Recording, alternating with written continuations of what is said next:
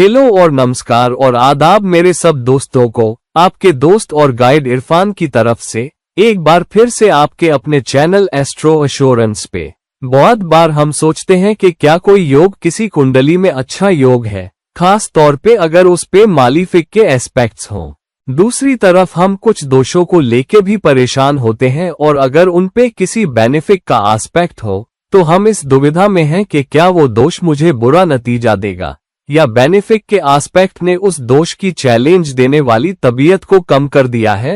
तो हम हमेशा इस उलझन में रहते हैं। तो इस आज के वीडियो में मैं जो चाहता हूं वो ये है कि चर्चा करूं और आपको कुछ टिप्स दूं इस बारे में कि कैसे देखें कि कोई योग अच्छा योग है, क्या वो मालिफिक के एस्पेक्ट की वजह से कमजोर हुआ है, या अगर किसी दोष पर बेनिफिक का एस्पेक्ट हुआ है तो क्या वो दोष कम हुआ है, और अगर वो मालिफिक दोष किसी दूसरे मालिफिक के एस्पेक्ट की वजह से और भी ज्यादा मालिफिक हो जाए। और यही बात किसी अच्छे योग के लिए, अगर उस पे बेनिफिक का दूसरा एस्पेक्ट हो तो क्या वो अच्छा या बेहतर योग बन जाता है। तो सबसे पहले और सबसे अहम एक आसान कायदा, मालिफिक्स तुम्हें ज्यादा मुश्किल नतीजे देते हैं और वो बेनिफिक ग्रहों के मुकाबले ज्यादा मुश्किल नतीजे पैदा कर सकते हैं। केंद्र भावों में योगों और दोषों का हमारी जिंदगी पर ज्यादा कंट्रोल होता है और उन भावों के नतीजों पर हमारा कंट्रोल कम होता है, लेकिन हमारा कुछ कंट्रोल बना रहता है अगर ये योग या दोष त्रिकोण भावों में हो या उपचय भावों में, छठे भाव के अलावा बाकी उपचय भावों में। तो अगर तुम जानना चाहते हो कि क्या किसी दोष की मालिफिक तबीयत कम हुई है क्योंकि उस पर किसी बेनिफिक का एस्पेक्ट है, तो आसान कायदा ये है कि देखो कि वो बेनिफिक ग्रह खुद कितना ताकतवर है और उस दोष पर उसका एस्पेक्ट कितना करीब टाइट है। मिसाल के तौर पर अगर दोष कोई श्रापित दोष है राहु और शनि के बीच, ये बहुत ताकतवर दोष है और सबसे ज्यादा मालिफिक दोषों में से एक है जो हो सकता है। और अगर ये मालिफिक दोष हो रहा है मान लो चौथे भाव में, और अगर बृहस्पति उस दोष पर 10वें भाव से एस्पेक्ट डाल रहा है, तो घरेलू जिंदगी में कितनी चैलेंज आई है जहां श्रापित दोष मौजूद है बृहस्पति के एस्पेक्ट के दम पर। ये कैसे जाने? तो मिसाल के तौर पर अगर शनि और राहु एक दूसरे से 5 डिग्री के अंदर बहुत करीब कंजक्शन में है, मान लो राहु 15 डिग्री पे है और शनि 20 डिग्री पे चौथे भाव में, और बृहस्पति 16, 17, 18 डिग्री पे 10वें भाव में है, तो बृहस्पति का एस्पेक्ट राहु और शनि दोनों पर करीब एस्पेक्ट है क्योंकि बृहस्पति की डिग्री और राहु या शनि की डिग्री के बीच का फर्क प्लस या -1, 2, 3 डिग्री है, तो एस्पेक्ट करीब है। लेकिन यहाँ शनि निश्चित रूप से बृहस्पति पर वापस एस्पेक्ट डाल रहा है, भले ही राहु न डाले। तो शनि बृहस्पति की बहुत माफ करने वाली तबीयत को कम करता है आपसी एस्पेक्ट्स की वजह से, और इसलिए बृहस्पति का एस्पेक्ट हालांकि वो दोष पर है, दोष की कुछ चैलेंज देने वाली तबीयत को कम करेगा, लेकिन इतना नहीं कि दोष अपना असर बिल्कुल न दिखाए। तो दोष अब भी ताकतवर दोष है। ये दोष तुम्हें चौथे भाव और उसके साइन और उसके मालिक डिपॉजिटर यानी उस चौथे भाव के स्वामी के बारे में चैलेंज देगा, लेकिन चैलेंज बनी रहेंगी, बस थोड़ी कम होंगी अगर बृहस्पति का एस्पेक्ट मजबूत है। दूसरी बात ये कि अगर बृहस्पति दिगल से बहुत ताकतवर है, मिसाल के तौर पर लग्न में हो, लेकिन अगर बृहस्पति 7वें भाव में है जहां उसकी दिगल कम है, और शनि राहु लग्न में हो जहां शनि और राहु एक दोष के तौर पर और ताकतवर हो जाते हैं क्योंकि वो लग्न पे है, तो दोष पर बृहस्पति का एस्पेक्ट उतना ताकतवर नहीं होगा जितना उल्टा होता। मिसाल के तौर पर अगर शनि और राहु 7वें भाव में होते और लग्न में कोई, तो बृहस्पति लग्न से श्रापित दोष पर एस्पेक्ट डालते हुए चैलेंज को काफी कम कर पाता। हालांकि ध्यान रहे, शनि की 7वें भाव में दिगल भी बहुत ऊंची होती है, तो श्रापित दोष की मालिफिक तबीयत को कम करने की बृहस्पति की क्षमता उतनी कम नहीं होगी जितनी किसी दूसरे भाव में होती। मिसाल के तौर पर शनि राहु चौथे भाव में और बृहस्पति 10वें भाव में। तो ये सब चीजें देखनी पड़ती है। अगली बात, वो ग्रह खुद किसी सही साइन में होकर कितना ताकतवर है।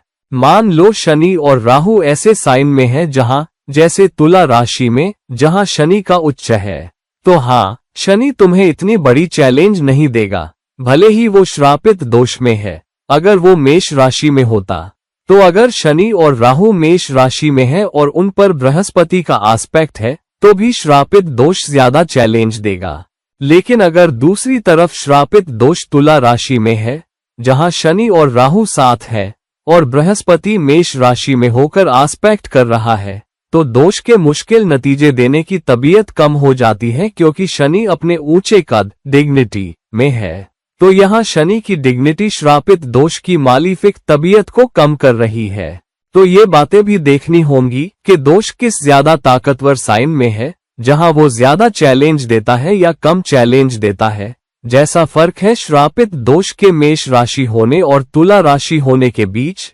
दोनों पर मिसाल के तौर पर बृहस्पति का आस्पेक्ट हो। अब दूसरी बात, कोई भी मालिफिक दोष चाहे कितना भी ताकतवर हो, अगर उस पर दो बेनिफिक एस्पेक्ट्स हो और करीब डिग्री में उनका आस्पेक्ट टाइट हो, जैसे शनि और राहु दोनों चौथे भाव में है, शनि 15 डिग्री पर और राहु 20 डिग्री पर। अब मान लो शुक्र या चंद्रमा 10वें भाव में है, तो अगर चंद्रमा 10वें भाव में है और चंद्रमा चौथे भाव पर आस्पेक्ट डाल रहा है, जाहिर है वो उसका कारक भी है। तो ऐसा हुआ कि अगर चंद्रमा भी उसी तरह की डिग्री पर है जैसे राहु या शनि, तो दोष पर चंद्रमा का आस्पेक्ट मजबूत है, जबकि शनि भी चंद्रमा पर वापस आस्पेक्ट डालता है। हालांकि चूंकि चंद्रमा उस भाव चौथे का कारक है, तो मालिफिक तबीयत कम करने की चंद्रमा की प्रवृत्ति काफी हद तक कम हो जाती है, जबकि शनि जो 10वें भाव का कारक है, 10वें भाव में चंद्रमा की बेनिफिक देने वाली तबीयत को कम करेगा।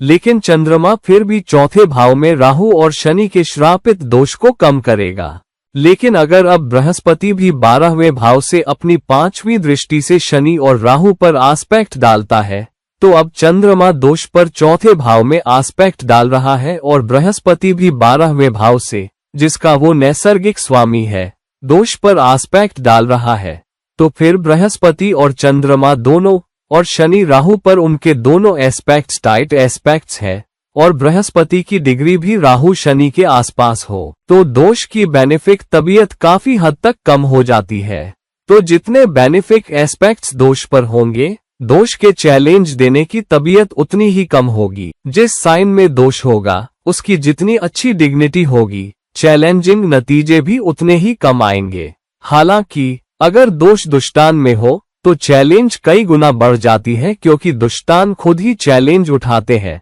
वो भी जब दोष उस दुष्टान में जा पड़ा हो। तो भले ही शनि और राहु जाएं, मान लो 12वें भाव में, जो तगड़ा दुष्टान है, तुला राशि में भी शनि अच्छी डिग्निटी में है, लेकिन फिर भी दुष्टान है, तो शनि चैलेंज देगा। उस दुष्टान योग या दोष पर दो बेनिफिक आस्पेक्ट भी चाहे कितने भी हो, उतना कम नहीं करेंगे जितना वो केंद्र या त्रिकोण भाव में होने पर करते। तो मालिफिक ग्रह दुष्टानों में बहुत बहुत ताकतवर होते हैं और अपनी छाप छोड़ते हैं, चाहे दुष्टानों पर कितने भी तगड़े बेनिफिक एस्पेक्ट्स क्यों ना हो। दोष और दुष्टान खुल कर आते हैं। दूसरी तरफ एक ताकतवर योग, मिसाल के तौर पर गजकेसरी योग लग्न में हो, भले ही उस पर मालिफिक आस्पेक्ट हो, क्योंकि अब बृहस्पति को डिग्निटी मिल जाती है, लग्न में दिगल मिल जाती है, और चंद्रमा लग्न में बहुत अच्छा करता है, क्योंकि लग्न मेष ऊर्जा वाला है और चंद्रमा मेष राशि में बहुत अच्छा करता है।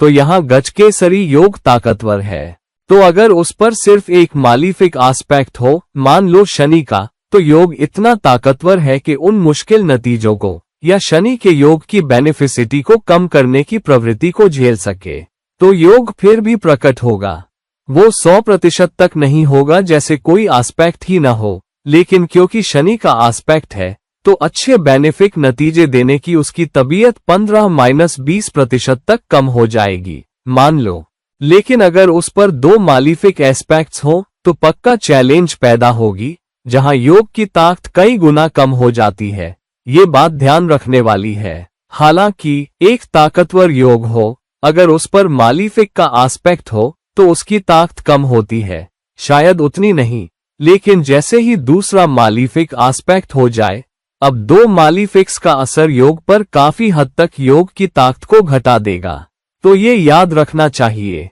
अब दूसरी तरफ अगर कोई योग और कोई दोष दोनों एक दूसरे पर आस्पेक्ट डाल रहे हों। मिसाल के तौर पर श्रापित दोष दूसरे भाव में हो, जहां दूसरे भाव में शनि और राहु रखे हों, जबकि बृहस्पति और चंद्रमा 10वें भाव में गजकेसरी योग बना रहे हों। तो अब शनि और बृहस्पति एक दूसरे पर सीधा आस्पेक्ट नहीं डाल रहे, लेकिन बृहस्पति जरूर अपनी 5वीं दृष्टि से शनि और राहु पर आस्पेक्ट डाल रहा है। हालांकि जब बृहस्पति अपनी 5वीं दृष्टि से दूसरे भाव में राहु और शनि पर आस्पेक्ट डालता है, तो राहु अपनी 9वीं दृष्टि से बृहस्पति और चंद्रमा पर वापस आस्पेक्ट डालता है, क्योंकि राहु की 9वीं दृष्टि होती है। तो बृहस्पति और राहु एक दूसरे पर आस्पेक्ट डाल रहे हैं, जबकि शनि और चंद्रमा कम से कम आस्पेक्ट के मामले में इस मिक्स में नहीं है। तो यहाँ जो भी दोनों में से ज्यादा ताकतवर हो, मिसाल के तौर पर अगर बृहस्पति ऊंची डिग्री में हो और अच्छे साइन में, मान लो बृहस्पति और चंद्रमा कर्क राशि में है,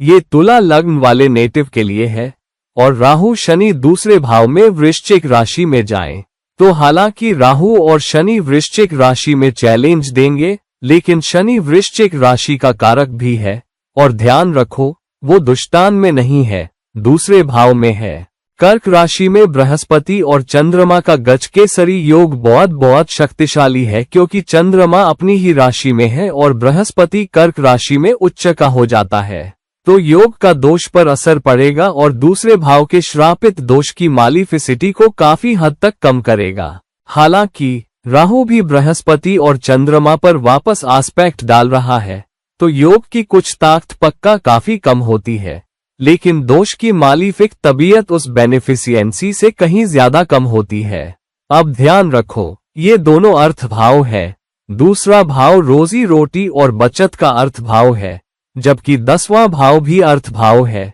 लेकिन अपने काम या करियर से जुड़ा हुआ, जिसका मतलब है कि तुम अपने करियर, काम, रोजी रोटी में जितनी मेहनत करोगे और 10वें भाव, जहां गजकेसरी योग है, के प्रकटीकरण में कोशिश करोगे, उतना ही वो प्रकट होगा या श्रापित दोष के नकारात्मक रुझान को कम करेगा, और रोजी रोटी और बचत बनी रह सकती है। तो चैलेंज फिर भी रहेंगी, क्योंकि शनि रोजी रोटी के मामले में मसले कम करेगा, ऊंची रोजी देने की प्रवृत्ति कम करेगा, और उतार चढ़ाव आते जाते रहेंगे, लेकिन योग उसे काबू में रख पाएगा और बहुत ज्यादा उथल पुथल नहीं होगी। तो जब तुम कोई योग या दोष देखो, ये बात ध्यान में रखो कि एक मालिफिक दोष पर अगर बेनिफिक्स के 2 एस्पेक्ट्स हों, तभी मुश्किल नतीजे देने की उसकी क्षमता कम होती है, जबकि दूसरी तरफ एक अच्छे योग पर जैसे ही 2 मालिफिक एस्पेक्ट्स हों, अच्छे नतीजे देने की उसकी ताकत काफी हद तक कम हो जाती है। तो जब भी अपनी कुंडलियों में देखो, अगर कोई योग है लेकिन योग किसी ताकतवर साइन में है, योग बनाने वाले ग्रहों से जुड़ा है, ग्रह जो एक साथ एक ही साइन में हो, अगर वो ताकतवर है तो योग बहुत ताकतवर है, फिर एक मालिफिक का एक आस्पेक्ट उसकी ताकत कम करेगा। 2 मालिफिक्स के 2 आस्पेक्ट योग के भलाई देने के रुझान को बड़े पैमाने पर घटा देंगे, लेकिन यही बात दोष के साथ नहीं होगी। अब दूसरी तरफ अगर किसी भाव में किसी मालिफिक और बेनिफिक का आपस में कंजक्शन हो और उस पर किसी एक बेनिफिक के एस्पेक्ट्स हो, तो बेनिफिक की प्रवृत्ति होती है कि मालिफिक पर भारी पड़ जाए, क्योंकि कंजक्शन खुद बेनिफिक और मालिफिक के बीच है, तो फिर बेनिफिक उस पर आस्पेक्ट डाल रहा है, तो मालिफिक तबीयत कम होती है और बेनिफिक की अच्छे नतीजे देने की तबीयत पक्का बढ़ जाती है। लेकिन अगर कोई बेनिफिक और मालिफिक कंजक्शन में हो और अब उस पर कोई और मालिफिक आस्पेक्ट डाले,